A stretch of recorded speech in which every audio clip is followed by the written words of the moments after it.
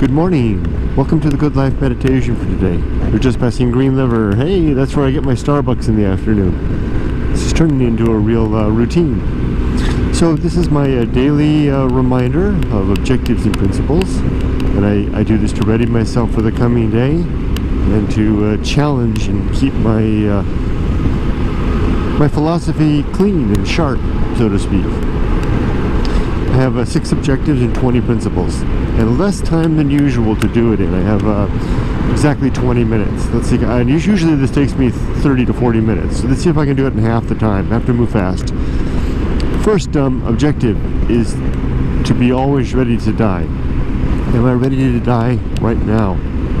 I think I am, with the exception of my financial affairs, which could definitely be in better shape. I think I have my relationships with my loved ones in good shape. My creative endeavors are, there's a bow on those, a ribbon on them, and my family will be well taken care of. Not for life, but to get them through to a new and stable life. Next, number 2 is the good and effective use of time. This one's been on my mind a lot, and I've been finding myself asking myself, now that I'm doing this out loud every day on the bike like this and recording it, I'm finding that it's on my mind often, and I keep catching myself it's not really, but kind of looking at myself in the mirror of life, saying, is this moment good? You know, is my hair straight? Does this shirt make me look fat? does this moment fritter away my time?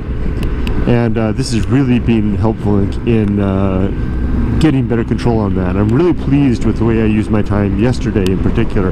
I guess that's a good thing to do, is to reflect on the past day's utilization. And yesterday was an exceptionally good day in terms of use of time, and I was really judicious in my recognition of when the moment came to really attend to and be with my wife and then my daughter. Well, first my daughter, then my wife, and then my family when those moments arose. You know, because Emily's almost an adult now. We all have our own lives, and it's easy to get wrapped up in those personal lives. But then to see an opportunity to spend some time with my daughter, before my wife came home, and then with my wife. Well, my wife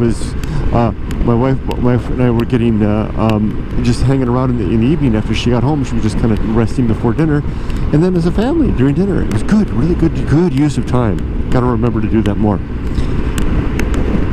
3, because it's easy to even if you're there, your mind can be elsewhere a little bit, thinking about something else, and I don't want to do that. When I'm with my family, I want to be with my family. 3, the good emotional reactions, to react well to uncertain and unexpected circumstances. And again, this is another one. The fact of deliberately looking after it is causing me to do a much better job. It's really hard. It's getting very hard for chance and accident to ambush me anymore. Even if it does ambush me, my emotions stay on an even keel. And I can attribute this really to this very act of verbally speaking this stuff out loud. I noticed a marked improvement since I started doing this. Number 4, the cultivation of good emotional reaction. No, I just said that one. The performance of good. I'm missing one again. Number 3 is actually the development. I made the same mistake yesterday. Number 3 is the development and maintenance of good, sound life principles, which I'm doing right now through this very activity. And then 4 is the cultivation of good emotional reactions. And then 5 is the performance of good actions, doing good things throughout the day. Activities that promote the common good and that are virtuous. Number 6 is recognition of true limits and true opportunity. And I want to challenge myself to come up with an example every morning, a different example. This is a little hard because I have to actually think of something. But that's what this is all about, right? Something's rattling around on my helmet. Oh, I know what it is. It's my dang jacket. I mean, hopefully it wasn't making a lot of noise in the microphone. Okay, a true limit that I face is I'm not very good at holding things in my head. In meetings at work, there are co-workers, one in particular who's very good at doing that, and she doesn't need to take as copious notes that I do. She takes her notes, she catches up on her notes after the fact. She just jots down shorthand as she goes. I don't have that ability. If I don't catch it in the here and now, I will lose it. So that's a limit, and I haven't been able to find a way to overcome that, and I notice it's getting worse with time, and I think that's a factor of my age. An opportunity is that I have found a solution to that, and that is simultaneous note-taking. And what I do is, in my meetings as a project manager, I actually display my meeting notes up on the screen for everyone to see, and everyone on the teams that I manage is very used to now seeing our activities, and I'm very fast at typing. They're showing up on the screen, and this has had an extra benefit of helping them to see that what they're agreeing to is actually getting written down, because I send the meeting notes out later, and if there's a misunderstanding, they'll speak up and let me know. So this is an example of a true limit and a true opportunity. The limit being my inability to remember, and the opportunity being finding a way to facilitate recording things accurately in spite of that fact that I can't remember. It's been a very good process. Okay, I gotta move fast. That's my 6. Now my 20 principles. The first is the principle of war. I wake each morning looking to take apart the things that I value and to show where they are weak. And let's do that now with the first one, war. Is there anything wrong with that? I'm trying to ask myself, is there something wrong with the idea of going after the things that I value? And this might be kind of a strange activity to actually try to take them apart, because they've withstood my scrutiny for more than a year now, like 2 years now. So I can't find it. So is it reasonable to go to war with my own principles? Absolutely. Is it a good use of time? Indeed. Is it dangerous to optimism and perhaps, but that's the price of this worthy act. So yeah, I'm going to stick with it. Now let's move on. Number 2, reason. Reason is the instrument that I use in that very war, and the sub-principles are honesty and objectivity, and that's by looking at the world and trying to be honest about my assessment and objective in my view, and then to ask myself if things make sense and if there's good reasons to believe what someone proposes. That's my tool of figuring out what is true. Number 3, the homunculus, the little person who lives in my head and pulls the knobs. Not really, but it's a figurative reminder that my consciousness is nothing more than an organ, like my appendix or my lungs, that when I die they will stop functioning and it will wink out. Now the homunculus is more like an instantiation of it's a what do you call it? An emergent state in my body. The homunculus doesn't actually like lay somewhere in my head. When the electrical system stops working, the homunculus winks out. At least that's what the evidence would seem to suggest. There seems to be no good indication that the homunculus is somehow a disembodied element that's somehow connected to my body that carries on after my life. If someone can show that that's the case, I am very interested to learn about that. Next, the home of good and evil. Good and evil reside with the homunculus and die with the homunculus. And good and evil are also subject to the imperfections of the homunculus. You and I are imperfectly informed and imperfectly rational creatures, and we're prone to make mistakes, and emotions color our judgment, and as a result our concepts of what is right and wrong, good and evil are likewise miscolored and subject to corruption and inaccuracies. So that's why it's important to work at good and evil, work at right and wrong, argue about it, put out different ideas. And if we remember that, that'll be a powerful thing, because then we're less likely to whip out a sword to handle a disagreement regarding virtue or evil or justice, and more likely to discuss it and work out an agreement. Next is the atomic principle. Everything in the universe is made of atoms and molecules, and when we die, these things dissolve away, our bodies rot away and get recycled and reused. The whole universe seems to be made of these things. Even energy, even matter seems to be a frozen form of energy, so to speak. And it's good to keep that in mind. There doesn't seem to be anything permanent or eternal other than the very fact of the subatomic particles of which we are made, maybe the energy. Next is the principle of nature. Everything in the universe has some particular nature, and it's good to, itemize the things around us that we interact with, to identify what their nature is, so that we can live in better harmony with these.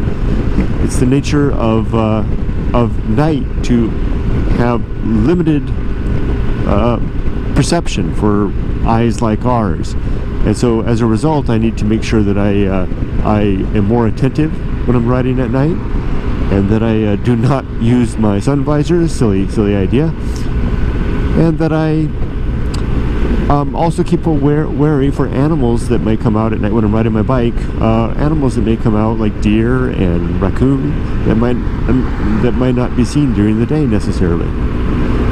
That's a weak example, but you get the point. Next is maturity. Maturity is something of a desirable state for humans, and consists of wisdom and fortitude. Wisdom being the hard-won understanding of best practices and what works and what doesn't work that we gain through trial and error. Fortitude is our ability to press forward in the direction of these best practices, despite our desire to do otherwise, to be lazy or to simply go with whatever makes us feel good in the moment. When you can combine those two together, you're a powerful person. Next is social principle. So we're social animals. We need one another to survive and get by, and our best ends are social ends. Next is so I'm trying to look after activities and pursuits that I can do that are, and always elect towards more social pursuits, with the notable exception being my going alone bent and want, which is the itch that I love to scratch, the antisocial itch that I love to scratch. But it's a curious thing, because it has a small audience in the social sphere on YouTube and the like, that kind of makes it a somewhat social event. Not really. There's that guy every day, he passes me on the bike. Next is the Feast of Offal, all the waste, the byproduct of our anger and frustration that we throw out into the world when we let it all go, and we say, gosh darn you, and shake our fists at the world, and that makes them, they turn around and look at us and say, what's his problem? We're passing it on, and then they get mad and carry it to work, and they say, I had a terrible commute. That guy with the bike was all mad for some reason. He must have thought I cut him off. What an ass. And that it just spreads around. It's a weird thing. So what I try to do is, one, not give it out, hold it in, and then two, when it comes my way, try not to consume it, and to kind of be a stoic stone in the stream of life, so to speak. Not necessarily bottling it in, but yeah, bottling it in a way. I can take it. Find a more effective outlet. Next is number 11, temperance. Temperance is our controlled consumption of all things in life. I like to say food, drink, work, play, all of these things, and most notably our emotions, to control our consumption of our emotions, so that we are not the slave to our emotions, but instead are the masters of them. Watching them come, not rejecting them, sampling them, asking from whence that emotion comes, and then addressing the source of whatever that emotion is. Usually there's a reasonable route out. The sub-principles of temperance are suffering, because we have to suffer when we deny ourselves what we want. Simplicity, because a simple life is a temperate life, and you're not going to be surprised by things as often if you're not going to be as disappointed if you don't expect much. And apathy, because apathy is the ability to recognize what is not within our control and to not let that bother us. And it's amazing, like those other two earlier on, it's amazing how apathy is forefront in my mind since I started doing this out loud like I'm doing right now. It's a valuable thing to do, to actually speak it out loud like this, and actually to share it. Wow, it took a lot for me to start to share this every day. that was very hard for me to do, and still is. Next is agency and the great indifference. We're all agents. Anything that's alive is an agent. Bacteria are agents. Plants are agents. The more sentient they are, the more agenty they are. I like that. The opposite of agency is indifference. And that's the nature of what's not alive. It's absolutely indifference. When I die, my corpse is indifferent to what you do to it and to your well-being. If my daughter came to me with a broken heart and I was to my coffin in order to sit at my graveside and plead to me about a boy that had broken her heart, as sad as it is, my corpse has no capability of offering any support or even giving a damn. And since I don't believe that there's any soul or spirit afterwards, she might as well be pleading to a rock. Better that she come tell me that stuff while she's still alive. And after I'm dead, I hope she finds someone living in the living world that can offer her solace. Next is the best seat in the house, to not want to be anyone else, or be anywhere else, or be doing anything else, but to be okay with just where I am and what I'm doing and who I am. All the while working and struggling to make life better. So it's a balancing act. The next is the risk of avoiding risk. Early in life, we're told to find a wife, get a job, go to school, and save your money. And those are all good things, but also allow some time to have some adventures. Learn something interesting that may not be necessarily practical, but something that you love. Find a great hobby and a passion for life. Because you're going to live, if you're lucky, you're going to live a long life, and there's time enough for all of that, and you will have addressed both the surface level risks of the practical stuff and the deep level risks of the artistic and philosophical that kind of haunts all of us in the back of our mind, asking us, what is life all about? What is the purpose? Make a beautiful, artistic, adventurous purpose. Next is as well as a practical, reasonable, and social purpose. Next is I did talk about purpose, didn't I? I think I missed purpose back there. It's like one of the principles. Objective. I skipped it. Let me jump back to it real quick. Purpose is twofold: biological, to have a child, because that's what life seems to mandate, and two, for me, I've decided that my purpose is to live a virtuous life, where virtue is defined as the improvement of well-being for as many as I possibly can. The one I'm working on right now is faster social services to make sure that needy people can get access to the services they need. That's a very virtuous act, and it happens to be my job, so yay. So it's a great thing when your job can be a virtuous thing. It really makes you look forward to going to work. I like to say it used to be my job to make rich people richer. Now I get to help needy people. I get to help needy people now. It makes me feel good. Now, the next, I'm almost done, is the sin and damnation. There are 5 sins in my damnation, which all of them are the same thing. These are falsity, credulity, faith, superstition, and dogma. And I'm going to go fast because this is my off-ramp. There's my building. And these are all basically the same thing, because they're all a willingness or the actual believing of something that isn't true. Well, that's my building. And they're sins and they're damnable, because even though there doesn't appear to be any afterlife to be damned in, no hell to be tormented in. At least no one's been able to demonstrate that that's true. You can be tormented in this life by living a life believing things that aren't true. I mean, that to me is hell enough. Next is complete oblivion. When we die, we're wiped out. There's no. We're all completely gone forever. It's that we go return to the same emptiness we did not know before we were born. Remember that? Neither do I. So there's no final reunion with the ones we love, no final reconciliation with people who we left on sour terms with, and no final justice for anyone that deserves it, that didn't get it in this life. So if you want those things, seek after them in the here and now. And just 2 more real quick. The Great Life Adventure. Great Life Adventure is our opportunity to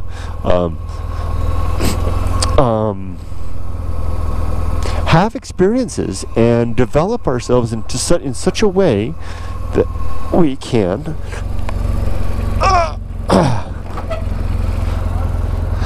develop ourselves in such a way that we can become become the people that we want to be in the course of our life. And also, I'm not saying it well. Remember I said before about addressing the deeper level risks of life?